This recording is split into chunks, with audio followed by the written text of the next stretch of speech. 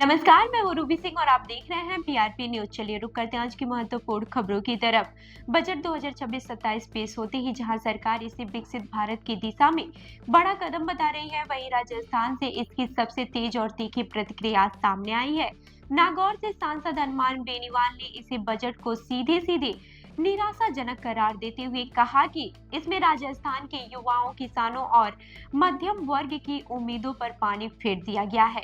बेनीवाल का आरोप है कि जिस राज्य ने संसद में बड़ी संख्या में सांसद भेजे, उसका नाम तक बजट में नहीं लिया गया। इसी के साथ ही उन्होंने सरकार के दाव और हकीकत पर कई तीखे सवाल भी खड़े कर दिए हैं। बता दें कि केंद्रीय वित्त मंत्री निर्मला सीतारमण द्वारा रविवार को पेश किए गए बजट 2026-27 को राजस्थान के नागौर सांसद हनुमान बेनीवाल ने बेहद निराशाजनक बताया है। उन्होंने कहा है कि सरकार इस बजट को विकसित भारत का बजट कह रही है, लेकिन इसमें राजस्थान का नाम तक नहीं लिया गया, जो बेहद दुर्भाग्यपूर्ण है। बेनीवाल के मुताबिक इस बजट से देश के युवाओं, किसानों और मध्यम वर्ग को बड़ी उम्मीदें थी, लेकिन उन्हें पूरी तरह से निराश किया गया है। उन्होंने कहा कि राजस्थान लगातार बड़ी संख्या में सांसद संसद में भेजता रहा है, इसके बावजूद राज्य की उपेक्षा की गई।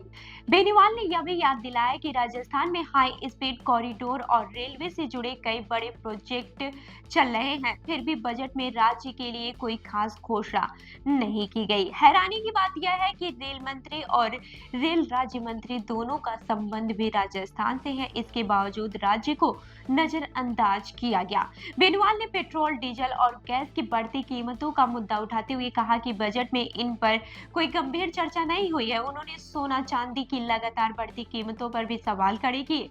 उनके अनुसार सरकार विकसित भारत की बात तो कर रही है, लेकिन ये कब और कैसे होगा, इसका कोई साफ रोड मैप नजर नहीं आता। उन्होंने तंज कसते हुए पूछा कि क्या ये 100 साल बाद होगा या 200 साल बाद होगा। किसानों को लेकर बेनीवाल ने कहा कि किसान पहले से ही कर्ज में डूबा हुआ है, लेकिन न्यूनतम समर्थन मूल्य यानी कि एमएसपी पर उसे क्या मिला, इस पर कोई ठोस घोषणा नहीं की गई है। रोजगार के मुद्दे पर भी उन्होंने सरकार को घेरा और कहा कि सरकारी पद खाली पड़े हैं और जिन साधनों की बात की जा रही है, उनसे जमीनी स्तर पर रोजगार बढ़ता हुआ नहीं दिख रहा है।